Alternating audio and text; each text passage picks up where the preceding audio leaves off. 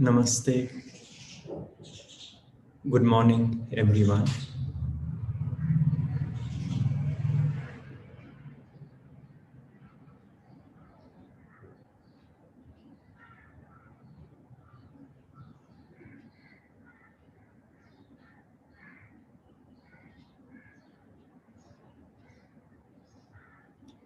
It is natural that the new year brings with it new hopes.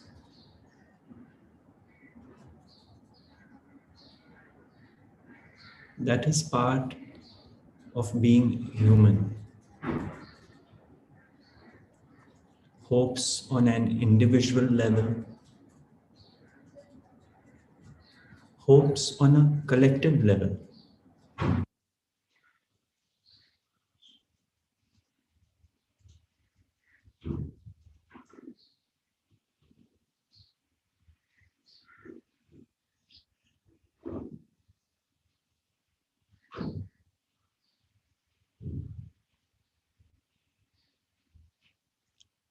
But the beauty of the teaching of Advaita is that one foot is firmly placed in the present moment, no matter what life may bring.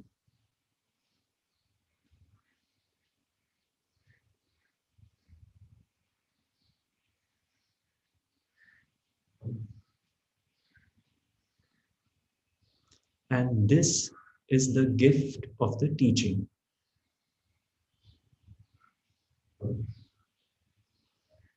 The last year gone by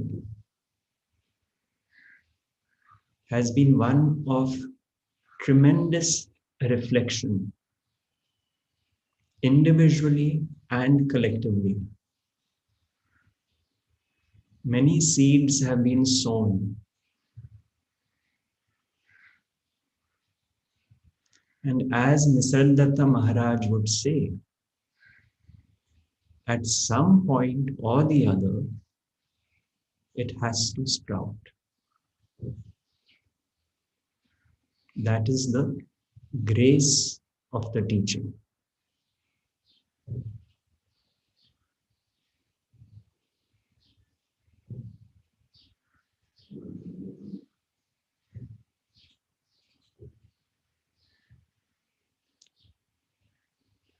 I would like to briefly touch upon a couple of quotations, and thereafter, if anyone would like to share their experience with the teaching, or if they have questions, then they would be most welcome. It is such a gift that so many of you have come forward and asked questions and clarified doubts, because we receive so many emails from others saying how they have benefited by listening to these conversations. So thank you for the openness, because one person's question is everyone's question. It is a shared experience. That is the gift of satsang, being together in the company of truth.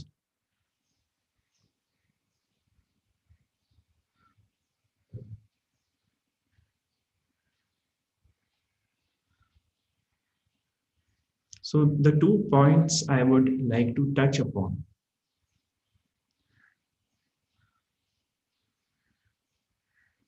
One is a phrase which was used by a Western mystic called Goldsmith. And it was to do with the common phrase, love thy neighbor. Love thy neighbor.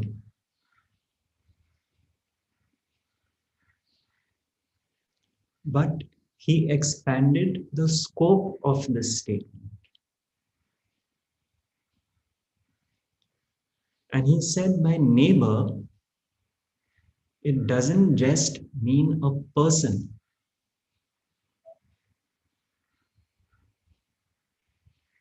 It means the things near you,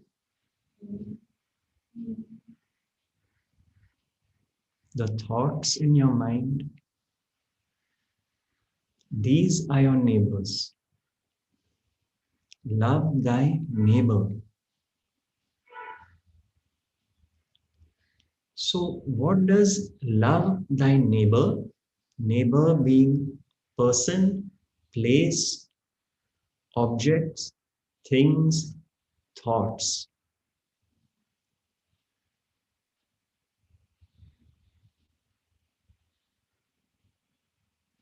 If we accept that every movement is an appearance in consciousness,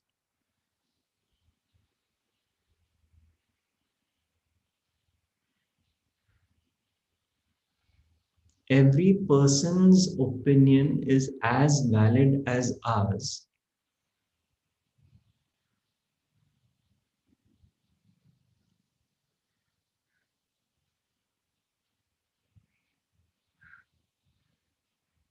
then that love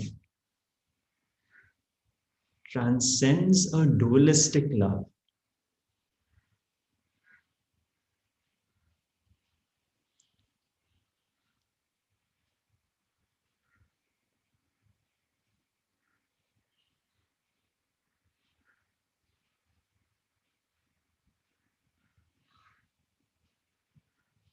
If deep down in the heart the teaching is lived,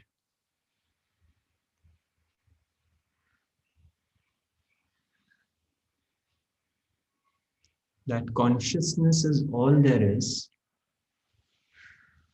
everything appears sacred, an expression of that one consciousness.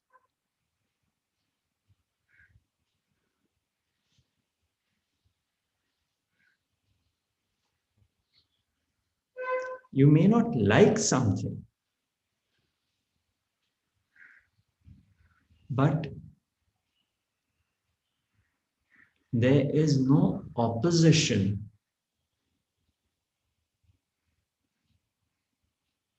to what is. There is an acceptance of what is. And thereafter,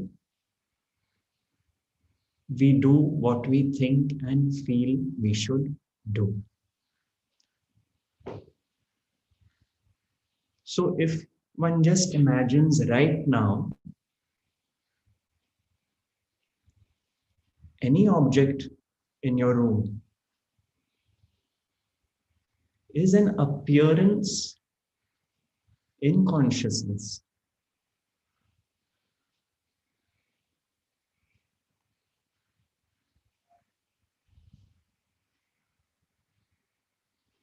That is already embraced as the experience, because the awareness of it is already there.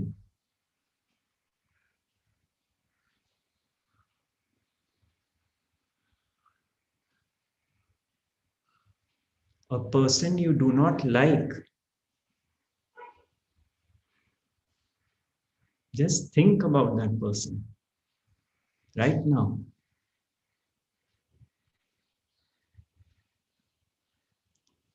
It is an expression of consciousness. That thought has already been embraced.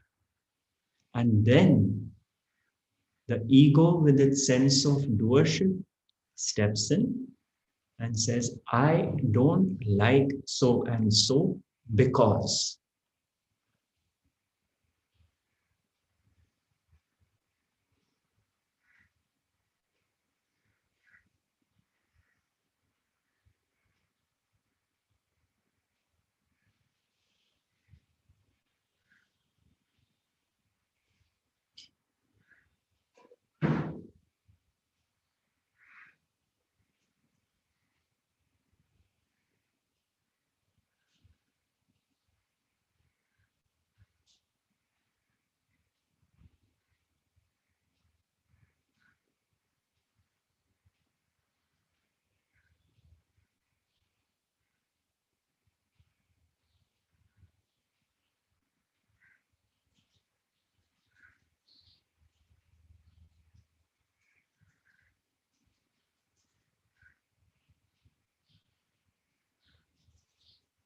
And when we withdraw opposition to what is, life is no longer a battle to be fought.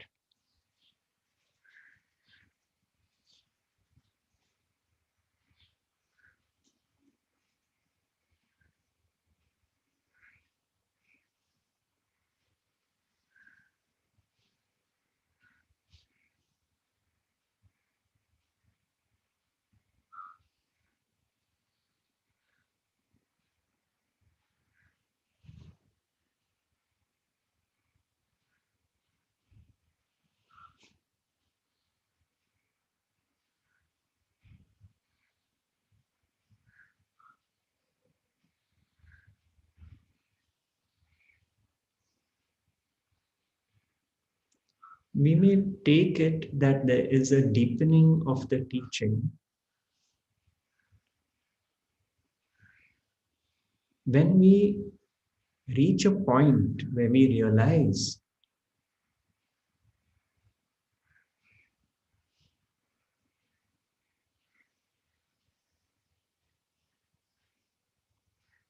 that those who trouble us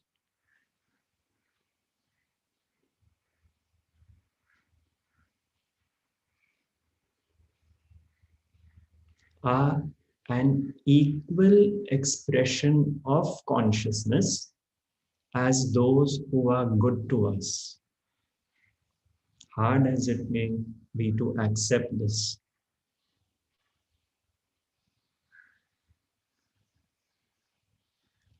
If we see the one divine being, consciousness, through every act, if someone we are very fond of gives us a gift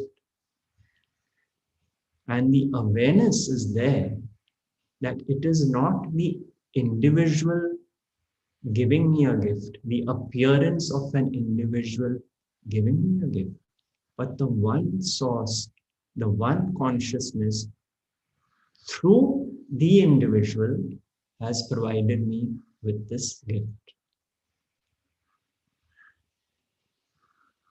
Then similarly, if someone says something we don't like or abuses us, the awareness that this too is an expression of the same one source consciousness. Then we stop swinging between the polaric opposites because we are rooted in being.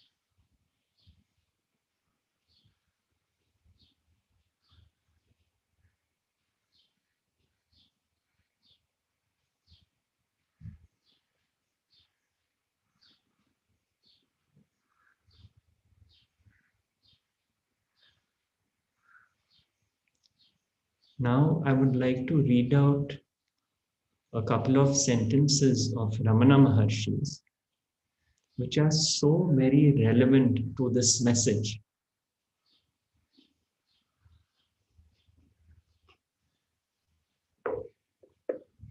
Many of you might be familiar with the Maharshi's method of self-enquiry.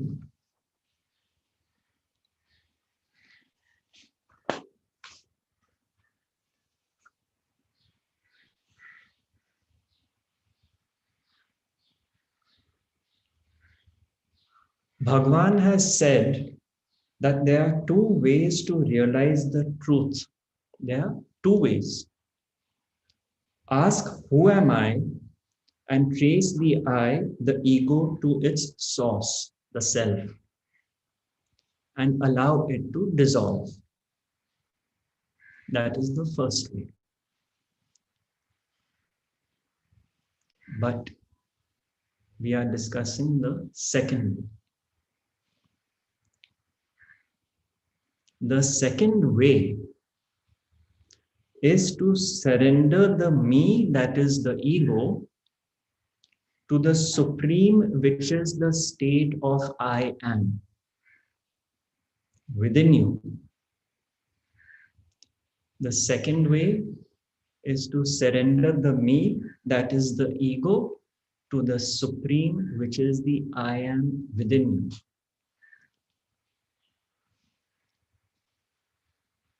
You see, this is the most beautiful gift of the teaching.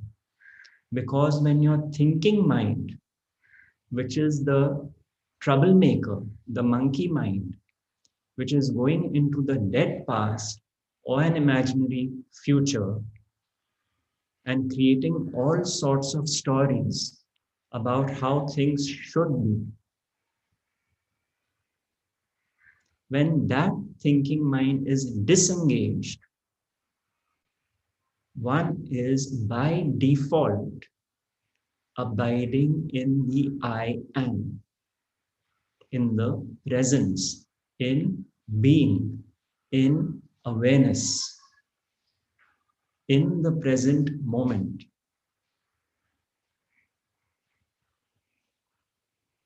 When the thinking mind is disengaged because thoughts of condemnation, hatred, malice, jealousy, envy, guilt, shame, blame, none of these arise anymore.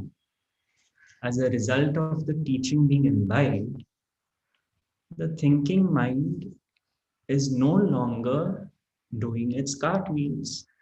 And when that is not happening, one is rooted in the present, no matter what the situation is in this moment. The surrender of the me to the I am. The surrender of the individual will that thinks I am in control of situations in my life.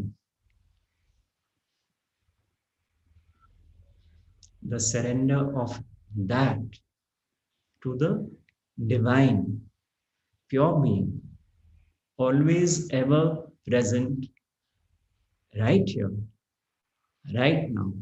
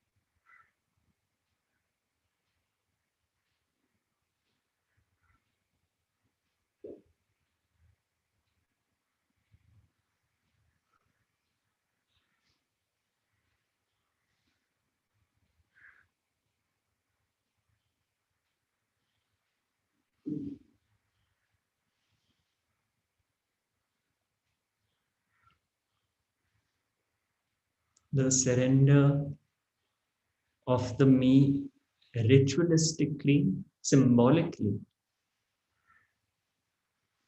When a coconut, which represents the ego, is placed into the fire, Agni,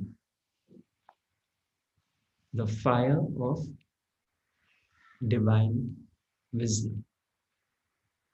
Divine wisdom.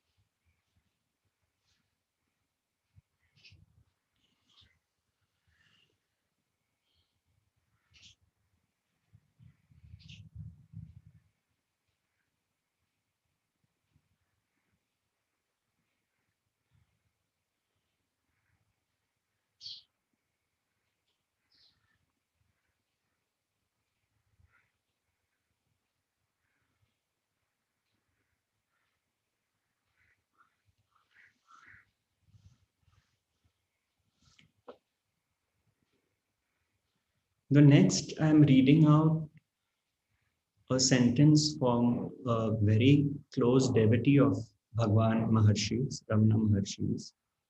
These are his words.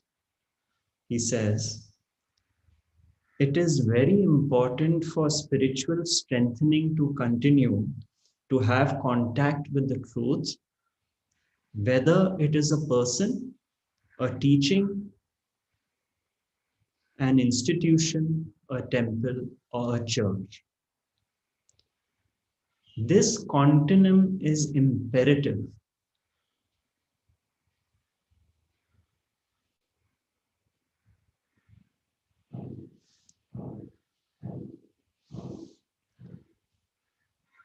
You see, the reason it is imperative is because it has to be absorbed into the system, so to speak. One has to reflect on it all the time for a new way of being to emerge.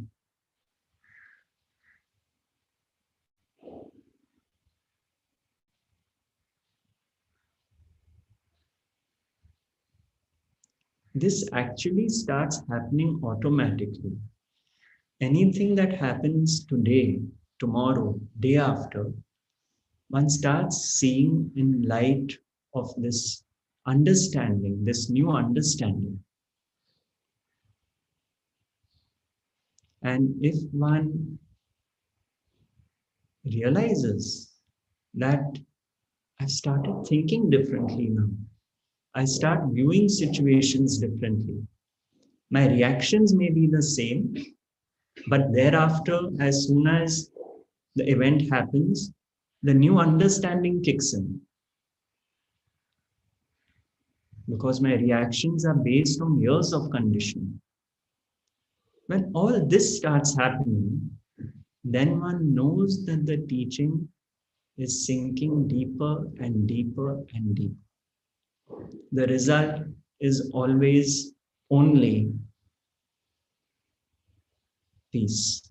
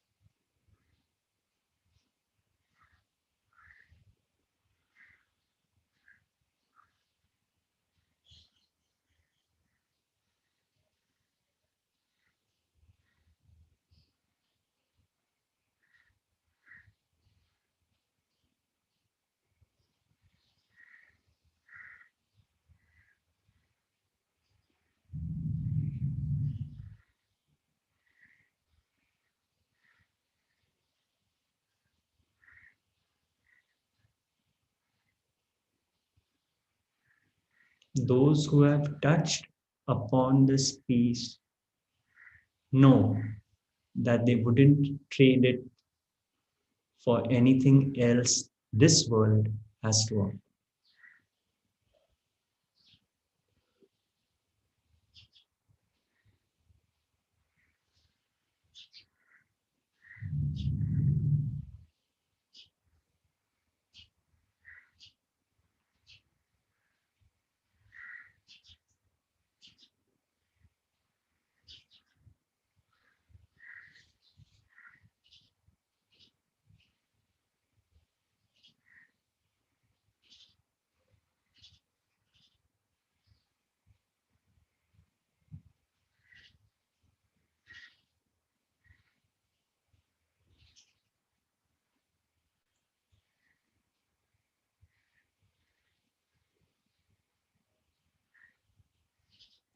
All right. So if anyone wishes to ask something, they can put their hands up now. Before that, I would like to thank the volunteers who in the last few months have been transcribing these talks that took place in the lockdown.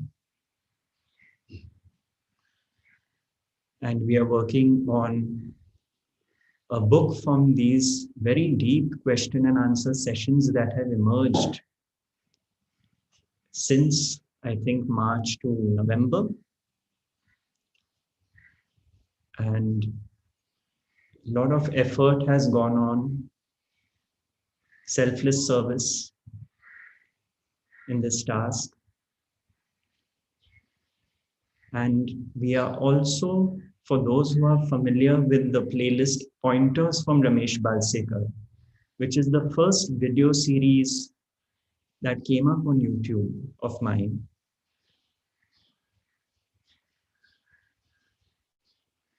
That is now being subtitled into Spanish, Russian, German, Italian, and French by volunteers, some of them devotees of Rameshji, who have come forward to make this teaching available to different countries around the world. So if any of you speak these languages, which might be the first language, then do take a look at the Pointers from Ramesh Balsekar videos. That is a summary of his teaching.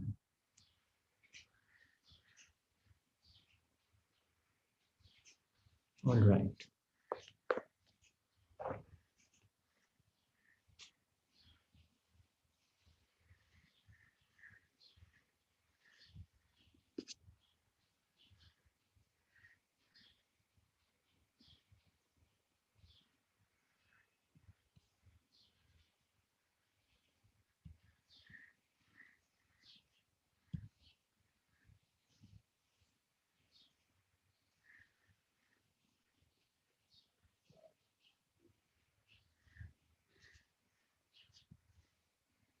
Yes, Vandana.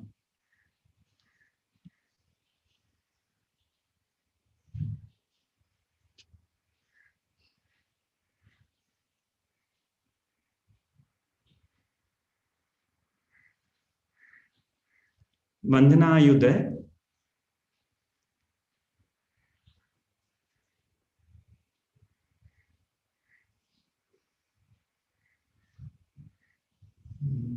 Yes, Gautam. Good morning. Morning. Good to see you back. Thank you, you too. So, I've been reading, and what I wanted to ask you was that, as per the concept of Ramesh Balsekar, our destiny is fixed right from the time we are born due to the genetic inheritance as well as the conditioning. However, there are two doubts in my mind. One is that genetic mutations keep happening as we age and all throughout our life. And secondly, our conditioning also changes which makes, how we respond to certain situations, and we probably get wiser and more experienced as we age, hopefully. So how does that destiny which you were born as a child at that time relate to when you are 50 years later? You see, Vandana, destiny is what is because it is destined to be. Destiny is not at a fixed point in time. Whatever is destined to happen will happen. That destiny includes transformation in conditioning as part of the destiny. If genetic mutations happen, they happen as part of the destiny, you see. And I'm glad this is the first question which came up because I wanted to read out something on destiny which I held back from, which now I'm going to. Okay. So, from Ramana Maharshi, I had marked it and I was going to read it out.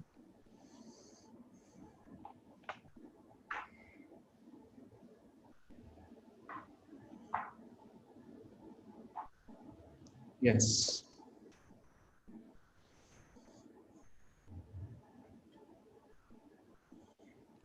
So again, a devotee of Bhagwan's asks him this question. He says, I can understand, Bhagwan, that the external factors in a man's life, such as his nationality, family, profession, marriage, death, etc., are all predestined according to his karma. But can it be that his entire life, down to the minutest detail, is already predetermined? Now, for instance, Bhagwan, I have put this fan in my hand down on the floor. Is this also already predetermined? Bhagwan replied very firmly, certainly, whatever this body is to do and whatever experiences it has to pass through is already determined when it comes into existence. You see, the point I'm making, Mandana, that even that fan being put down on the floor in that moment is destiny. It is not moving away from destiny. Mudaliar did not stop. He put forth further questions to Bhagwan. What becomes then of man's freedom and responsibility for his actions? Bhagwan, looking graciously at Mudaliar, answered, the only freedom man has is to strive for and acquire jnana, wisdom, which will enable him not to identify himself with the body. That is the only freedom he has. You see, Vandana, many people feel this concept of destiny is fatalistic, which is quite a misunderstanding. You see, first of all, destiny is a concept. It is a concept like many other concepts which are part of this glorious teaching. You see, destiny is a concept for most of us to understand that we are only part of the equation of what is. We have been led to believe by our conditioning earlier on that we are in control. Everything depends on us. And destiny is a concept which is brought about for the individual ego to realize that my life's experience is otherwise. Many things have happened that I had no control over. You see? So it is a very powerful concept, but it is still a concept. It is not the truth. The truth is what is right here, right now, as the truth. when a sage, when a jnani, as it is said, destiny does not apply to the jnani. In what way? Because when the jnani is established in just being, not identified with the body as Bhagavan says, destiny applies only to the body. Destiny applies only to the body, not to pure being. So, to end where you started is that if someone is destined for spiritual transformation, that is also predetermined, no doubt. But what transpires, they come across something, they read something, they meet someone, that is part of the divine blueprint of that person, which will start transforming the earlier conditioning gradually or suddenly. So, just for my understanding, what you are saying is that whatever genetic mutations happen to my body in the course of this life is also predetermined, and what it predisposes me to various diseases is also predetermined. Yes.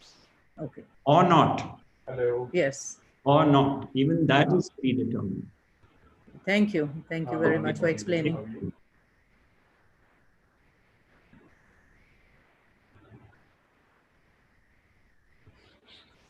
Yes, Rona. Hi, Gautam. Hello. Yes, Rona. Hi. Hi. Yeah, so I was wondering, how can I be ambitious and competitive in my professional life, but not sort of fall for the pitfalls of my ego?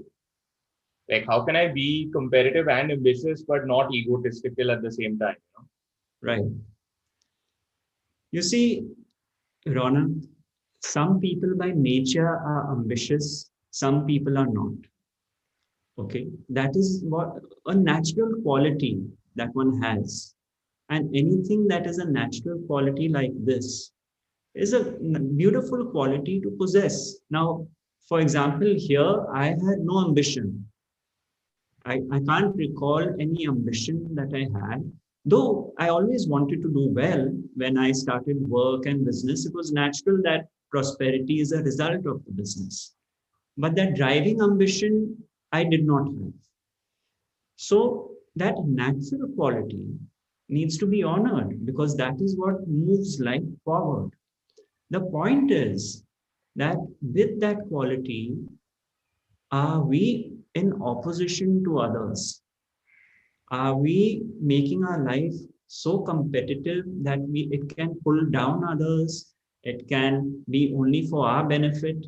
Because if we are living without this basic understanding that everyone is an instrument of the divine, in our ambition, in our blinding ambition, which is most often the case, we tend to trample on others, you see, because of this lack of understanding that everyone is an expression of the divine.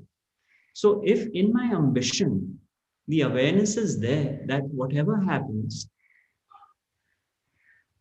it is not possible for me to hurt or harm others. It's a beautiful thing that can really flower, you see.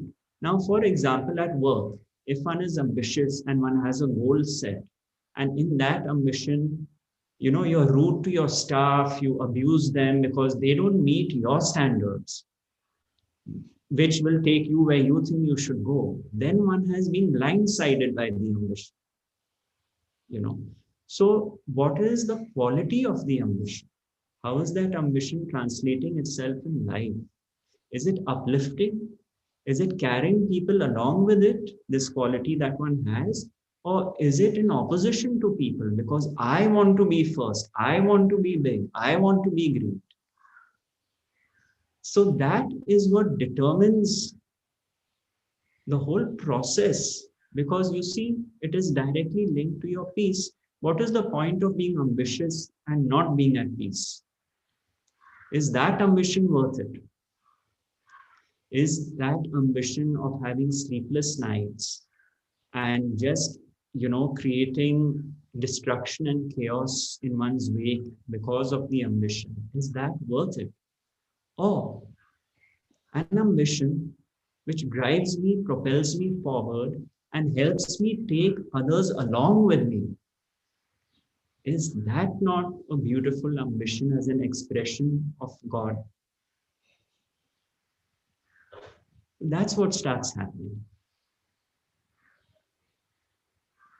So how should one look at competition in that case? Like, let's say you have a company and you have competitors.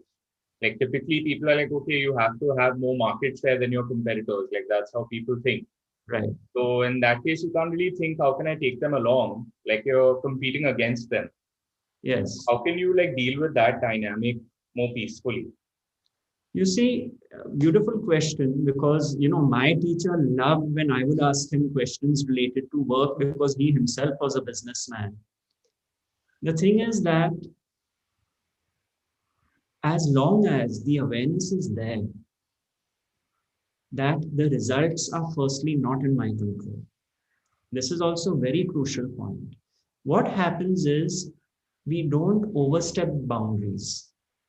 More importantly, you can call it competitive skills. Let's say it's very common in the business world where you try to poach other people's clients. You see, now that is a part of business, but that poaching, is it on merit? Are you presenting your case and asking a prospective client who may be with someone else that, look, here am I, these are my skill sets, look at me based on my merit? Or, as most people do, are you trying other means? Are you manipulative? Are you bribing someone to shift their account, and so on and so forth? Which, in other words, is forcing your will into the nature of the competition. You see? So, if one rested in the knowing that whatever goals I have set, all I can do is do my best, and the results are in God's hands. With that understanding, this manipulation and harm to the other does not happen. Facts are presented. I'm after a big client because there's good money in it. 10 other people are. That's competition. That's healthy competition. But here am I on my merit, my team's merit, my education, my knowledge, and look at me for what I am. But to try other tactics, which so many times it happens, you see, that is what the man of wisdom will not really do beyond a point. And most importantly, the competition then becomes healthy competition, not unhealthy competition. You don't hate the competitor, you don't despise the competitor, you don't talk down the competitor. If you live the understanding that they are an equal expression of the divine just as I am, you acknowledge the competition, you acknowledge their strengths, you look at their weaknesses.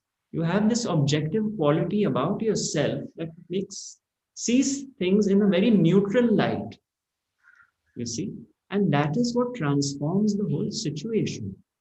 So that if it happens that the competition gets an account, let's say, and you know them, you might just call them up and congratulate them, because it did feel good. They must be feeling good to have got it. So there's an atmosphere of healthy relationships which permeate even competitive environments. As far as you are concerned, this is only as far as you are concerned. We are not talking about how the competition is behaving. We have no control over that. This is about our life, our peace, and where we are as far as this whole understanding of the play of life is concerned at work.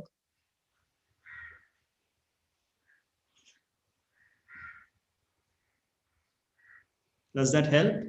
Yeah, that was really helpful. Thank you. Okay, thank you.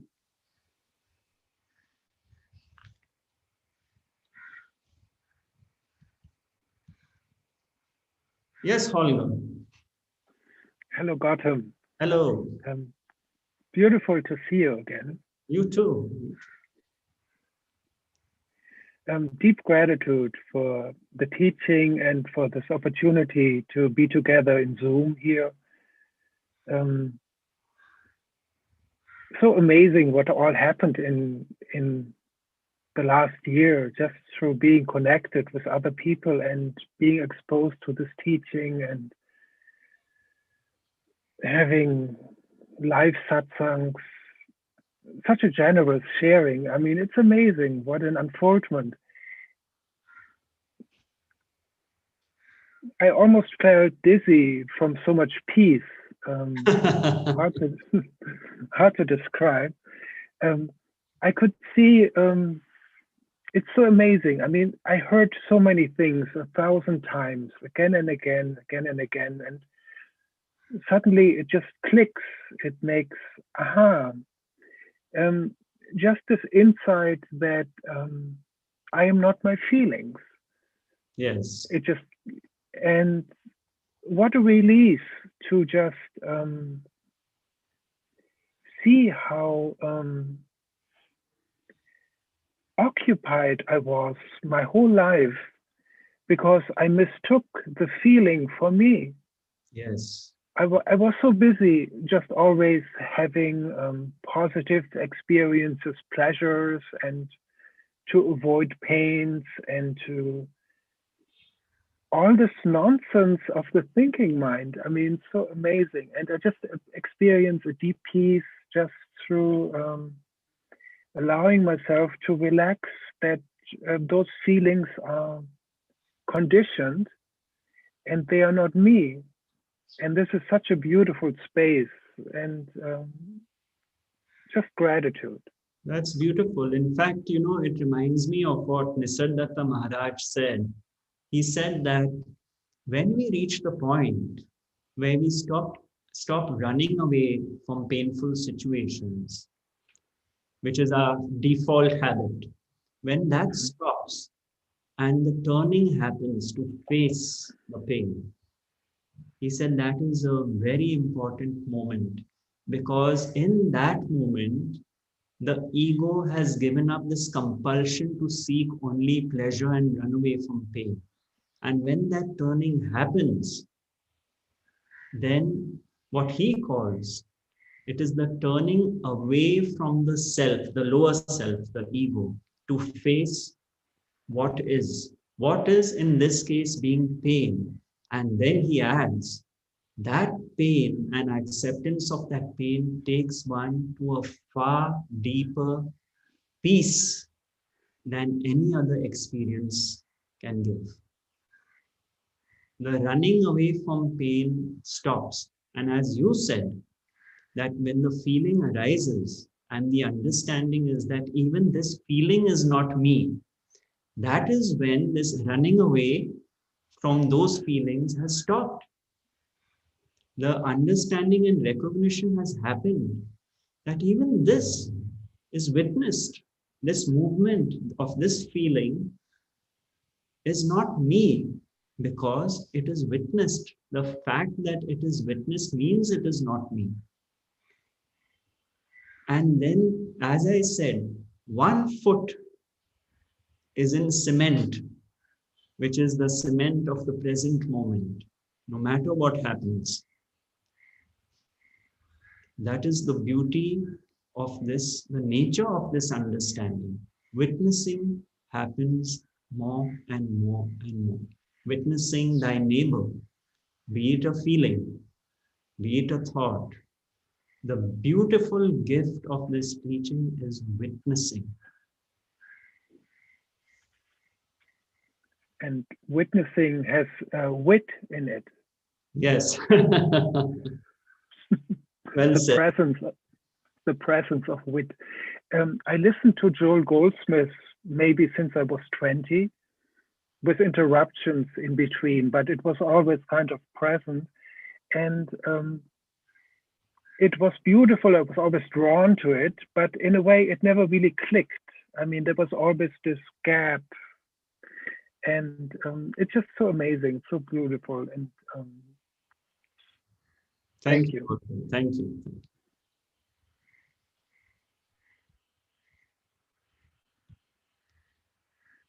Yes, Umayya.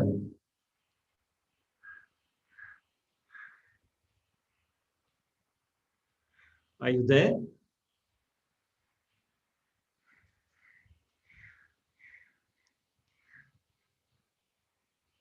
Hello. Yes, Sumaya, hello. Yeah. Good morning, Guruji, and Happy New Year Good. to you. You too, you too. And happy to see you back in the new year. And this is my really and a welcome session. I was talking to my daughter. I have to say Guruji, and I have to see his face and take his vibrations. Is what I said. Your teaching really made me a tremendous change.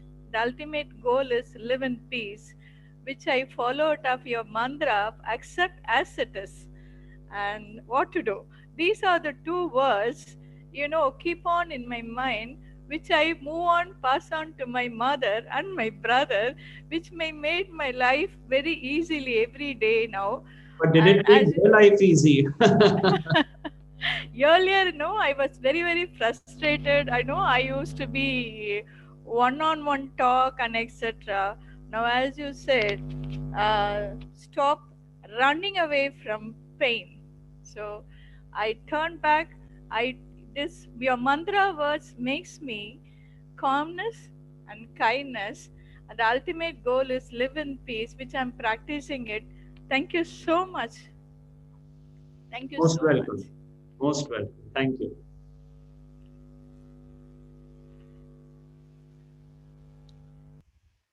Yes, Radhika. Hello, Gautam sir. I'm so glad that this is the first time I'm attending your talk, Uh-huh. like in the Zoom session. And I've been following you recently because I consider myself unfortunate, but that is also God's will maybe, that I got to know about you and your teachings and Ramesh Balsekar ji. So, happy New Year first of all. And I would like to ask that as I'm new to this teachings or trying to imbibe those, I would like to ask that when we say that to reach the no mind or not to identify with the mind, but it's with the thinking mind that we are saying that or experiencing the whatever the presence is, it is all with a thinking mind itself. Then how do we get rid, not, I would not say get rid, but how do we not identify with the mind and still experience with this? Because my question is that it is a thinking mind itself that we are saying that okay, this is not my body or this is not my mind. Isn't it being restricted with the mind itself? So how to you know just dissolve even that mind and the ego as well, and realize the true self Yes. outside meditation as well? Yes, that's a lovely question. Thank you for asking that. You see, everything is the mind.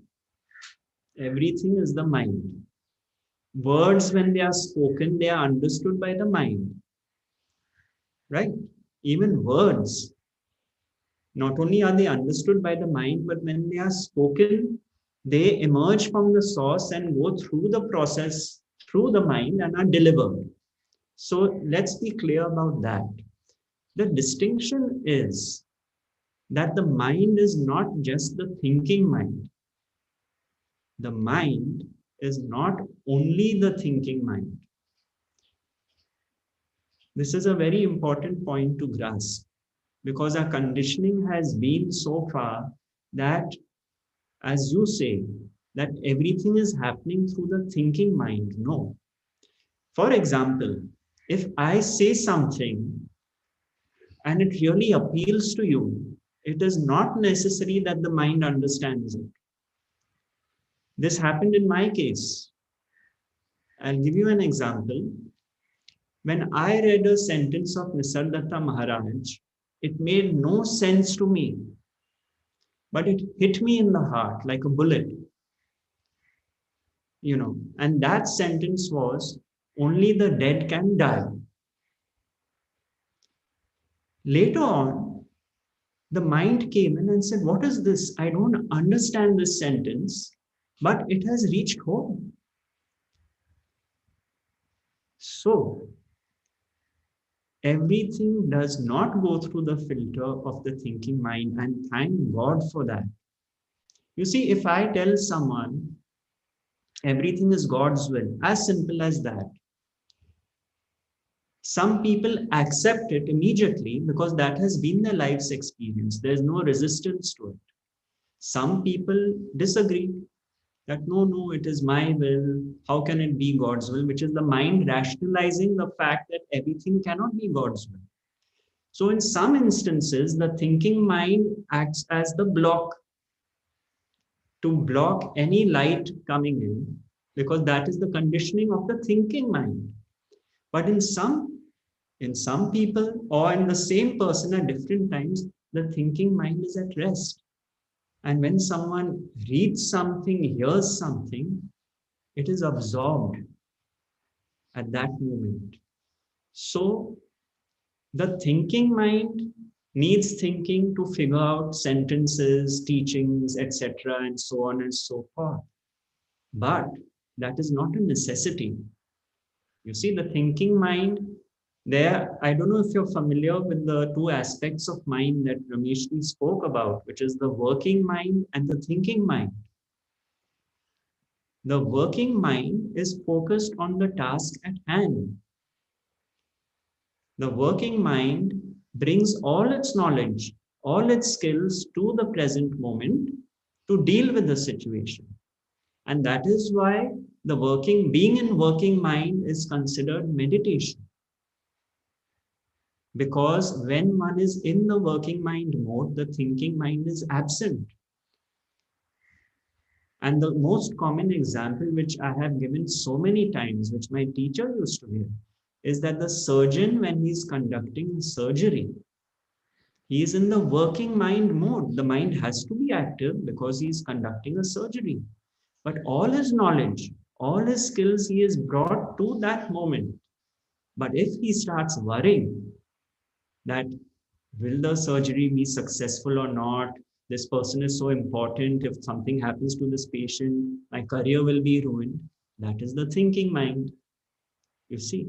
So, is it that the surgeon's thinking mind is operating all the time? No, it is only when these thoughts come that the thinking mind takes one away from the present moment into the duration of time, into imaginary situations.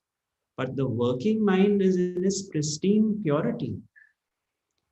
You see, that is the difference. The working mind and the thinking mind.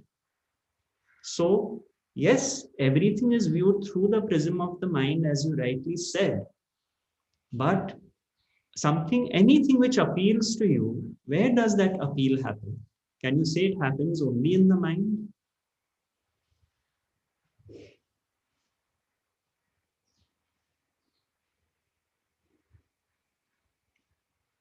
I can't hear you.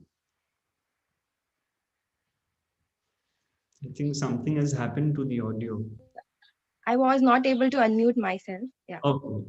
So yeah, of course. I mean, sometimes like some sentences, as you said, they directly hit us. I mean, to be honest, I am a psychology student. I mean, I'm done with my master's recently, but looking from that aspect, that is why I was wondering about mind, that everything goes through the prism of the mind itself. But now when you explained it, I am really, I mean, I do get insights into as to how that works. And thank you so much for clarification. And I mean, it's as simple as if two people stand before you, you might be naturally drawn to one of them without them uttering a word, let's say, right? What is that? What is that? The vibrations and all. Yeah. But that's precisely the point, you see. It's not necessarily happening through the mind. In fact, you'll be surprised that there's so much happening without the mind being involved also. And most importantly, deep sleep. Deep sleep, which everyone knows the peace of deep sleep. You see, all this conversation does not take place in deep sleep. Yet, we exist.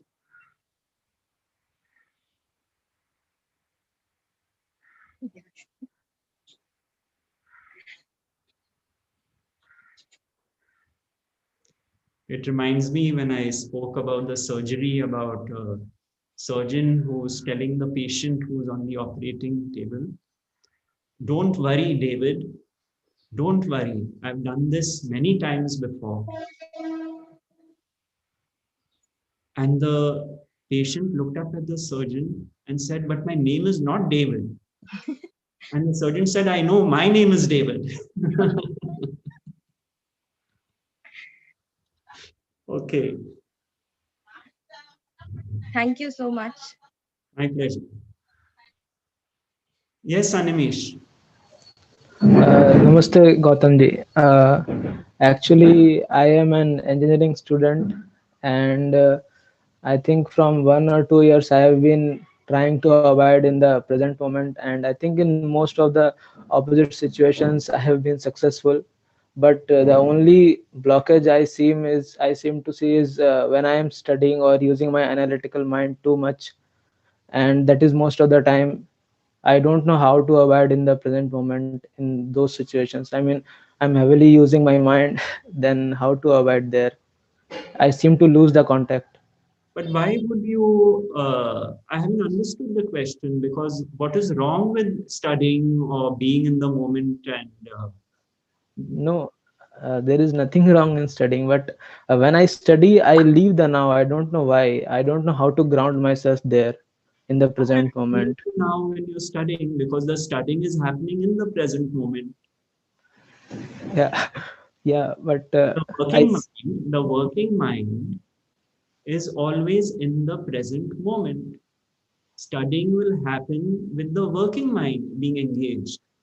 That is why Sri Aurobindo said that work itself becomes meditation, because the entire presence is brought to the work.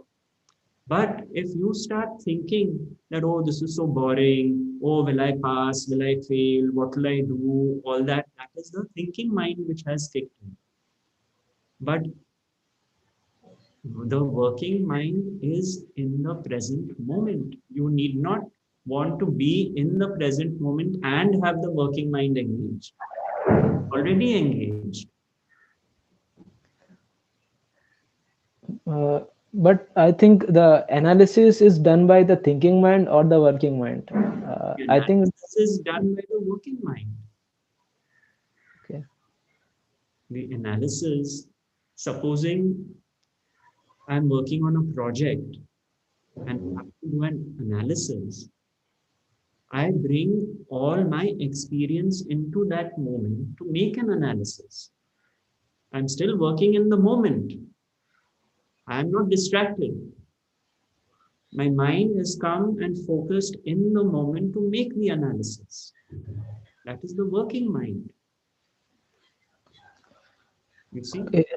But when there's involvement in that, and all the what ifs, what if this goes wrong, maybe I should not do this, maybe I should not do that. When that compulsive behavior starts and one realizes I've lost my focus, then one knows one has got taken away from the working mind. Okay. So by thinking mind, you mean the inner chatter, the which happens without any effort, like without any control. You mean that Yes, is the thinking mind, unconscious chatter. That's right. conscious chatter. Okay. Exactly. Exactly. But at your young age, I would not be telling you that that even in your studies you have to be in the moment and be a witness to your studying and all that. That's not the right way. You see, the working mind works in its beautiful pristine purity because it is in the now. Okay. Analysis, what we do, what normal people do, is we analyze situations till kingdom come. What if I say this to this person, then what will be their reaction? And that is the thinking mind. You see, that is what Yeah. most of us do. We are analyzing people's behaviors, our behavior. We are thinking. Why? Because we are depending on outcomes. We want certain outcomes. And that obsessive analysis and operating through the thinking mind, that is what happens. If we accepted whatever happens is God's will, if we accepted everyone is an instrument of the divine, then that won't happen.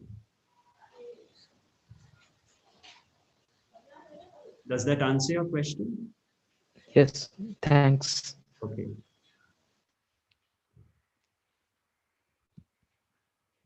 Yes, Santosh. Namaste, Gautam ji. Namaste. Okay, I have a question. We say that there is a one consciousness in everyone, same consciousness, and we often heard that there is a like someone is of lower consciousness, someone is of higher consciousness. So, do consciousness has levels altogether, or when we heard saying that there's a lower consciousness or higher consciousness, that is something different? No, you see, it's actually the same, but all levels of consciousness are in consciousness, within consciousness. Consciousness is all there is. Levels in consciousness are expressed in different ways. For example, one way is the system of chakras, you could say, the lower chakras to the higher chakras. But these are all still within consciousness, nothing is outside it. Now, if someone is operating through the lower chakras, all the fears, insecurities, that is the realm of the lower chakras. If someone is in equanimity, balanced, equilibrium, operating through the higher chakras. So in that sense, yes, there are levels, but there are no levels outside consciousness. So let's take sages and saints and sadhus. If they are having states of samadhi, those are again levels within consciousness, which let's say the ordinary person is not capable of, because in their case they have transcended dualistic living, vision, etc., and so on and so forth. So there are levels, but it's not like there is one level apart from another level and that level is apart from the next level. It's all one. It's all one. Thank you. Does that answer your question? Yes. Thanks. Okay.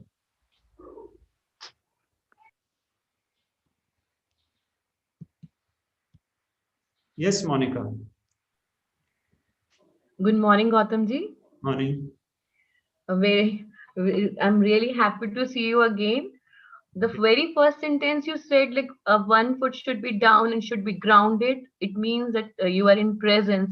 So it gave me the picture of Sai Baba posture, like he used to sit as a cross karke, always one foot down. So it's a very nice method to remember what you told me, and everything is so clear till now. The last year, whatever satsang we had, a lot of changes came in my life, in relationship and in myself also. But one question, everything went very smooth. I was listening to you. Roger told that feelings are also not mine. That hit one pop up one question. I used to go in kirtans like Hari Bhajan or something like that. And the feelings which comes on its own and the tears rolled down, that is also not mine. Then what it is that? I want to know that. What do you mean by mine?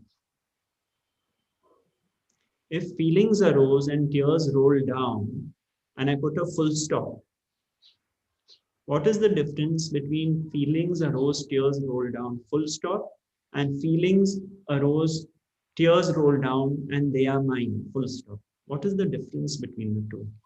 The full stop means you are in B, and full stop ke baad you are in mind. Feelings arose, tears rolled down, full stop.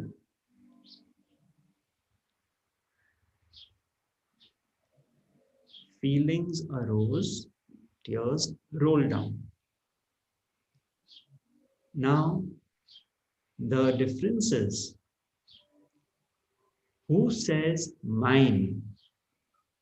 Who says mine? Isn't that also mine? Who is saying that? who is saying, mine, that is the ego, me and mine, my feelings, my precious feelings, my tears rolling down. You see? But something so natural that the feeling arose, tears rolled down. If the ego does not take delivery of that and understands that that spontaneously happened in this body-mind organism, these feelings arose and this is what happened. And the story ends there. Then everything is honored. But when it becomes mine, me and mine, there's a lot of potential for trouble.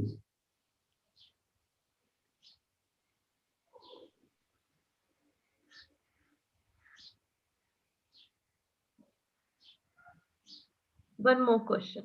So, when you are sitting in some kirtans, earlier I don't used to be witness that because I go into that. But now I am feeling if I have to be in presence all the time, I have to witness the kirtan also.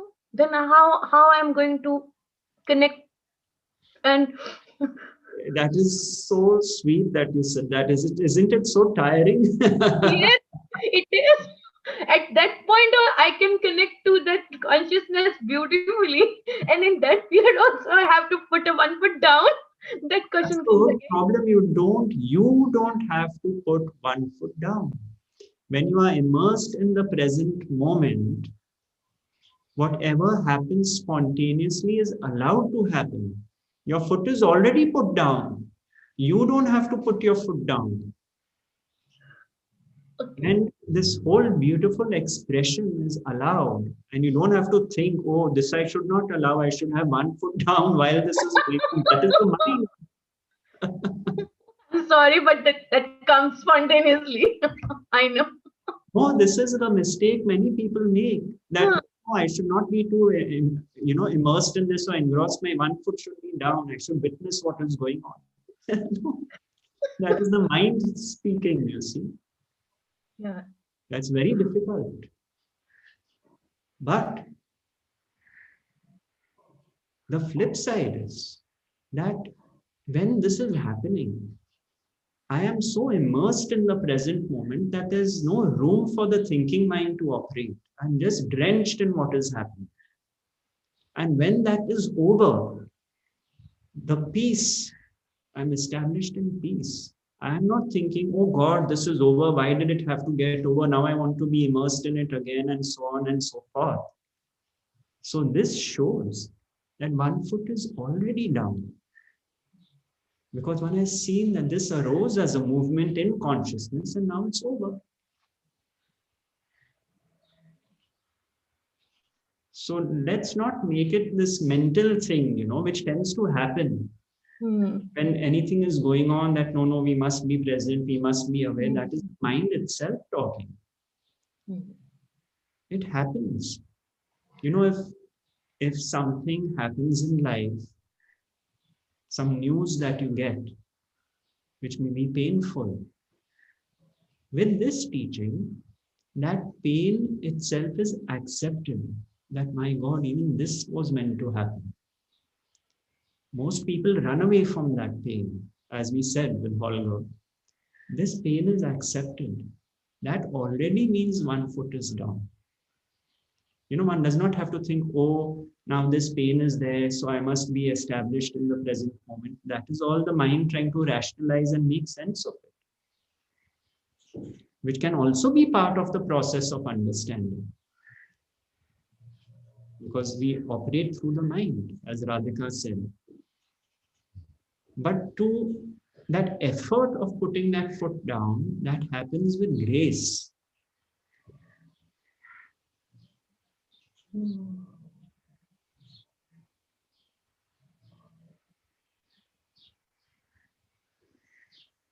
Thank you so much. Okay. One more question.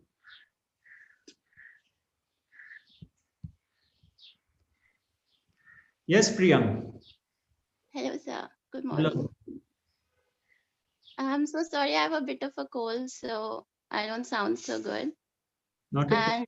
And I don't have a question. I just wanted to thank you for last year and all the teachings and for how it has practically brought about a change in me, because I see that externally the world, the life, like it wouldn't ever look ideal or perfect. There will always be things coming up. But now there is so much acceptance. Now there's so much seeing and witnessing of, okay, this has happened. Okay, this has happened. Now there is less urge to constantly want to feel good. So like there was another sort of a recent death in the family, and it was right on New Year's. And it was very it affected initially, of course there were natural human emotions, but then there descended a peace of acceptance. Then there was again like it's okay, whatever's like God's will is happening.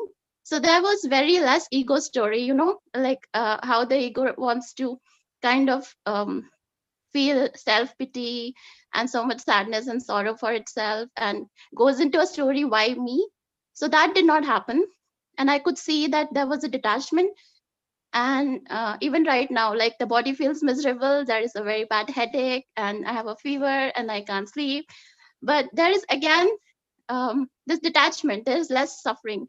So I like there was this story about the physical arrow of suffering and then the psychological arrow again. So I think that psychological arrow part has subsided for me to a great extent. So there could be physical suffering, there could be the body in pain. I used to wonder how Ramana Maharshi in his last years spent so much time in so much physical pain when his body was kind of not in a great condition. But he always said that's okay, you know, it's I'm in acceptance and the body has to go through whatever it has to go through. So now I get it, like how he was so much at peace with it. So I just wanted to share that, and I wanted to thank you for that. Yes, and that arrow of psychological suffering gets burnt to ash, you see. Yeah. That is what happens. Yeah. The arrow of psychological suffering gets burnt to ash.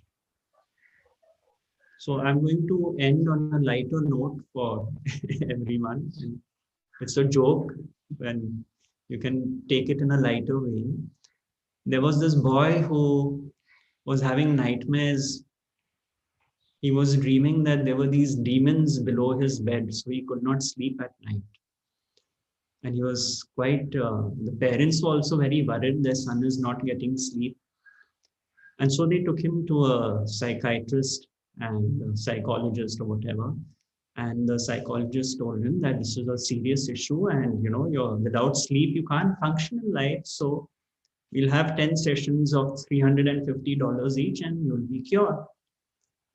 And the boy was shocked. He said, we don't have that kind of money. And he said, I'll have to think about it. So he left. The poor fellow was so upset, didn't know what to do. Every night he would think there are these, you know, demons and ghosts below his bed. And he was walking on the street, there was a bar, and he walked into the bar, looking very depressed and down. And so he went to the bartender and asked for a drink, and the bartender looked at him and said, my boy, what's the problem? You're looking down and out. And he said, you know, this is the problem. I can't sleep at night at all, because the minute I close my eyes, I think all this is going on below my bed. And the bartender said, look here, it's a very simple issue. Just give me $10 and I'll solve it for you. The boy was saying, wow, $10, okay, done. Next day, the boy was walking on the street and the psychiatrist he had met was driving past and he saw the boy was looking cheerful and happy. He was taken aback. So he stopped his car and he asked him, oh my God, what is this transformation? What happened, you know, so soon? You look completely happy and relieved. And he said, can I be honest with you? So the man said, yes, of course, please be honest. He said, I got the job done for $10. $10, that's all. He said, yes. He said, what did you do? He said, you see, I was so depressed. I went to the bar and I told the bartender about my woes and troubles, and he said he'll cure me for $10. So the psychiatrist said, what did he tell you? Did he tell you something for $10? Even I would like to know. And he said, yes. He told me, don't worry, my son. When you go home, just chop off the legs of your bed. He said, no demons after that.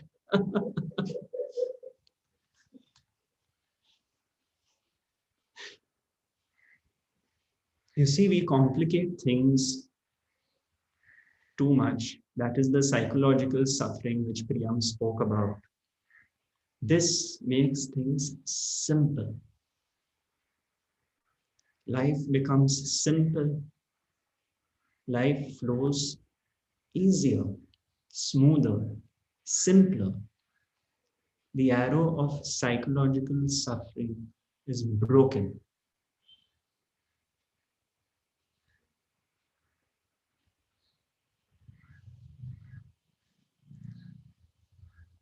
We will sit in silence for a couple of minutes.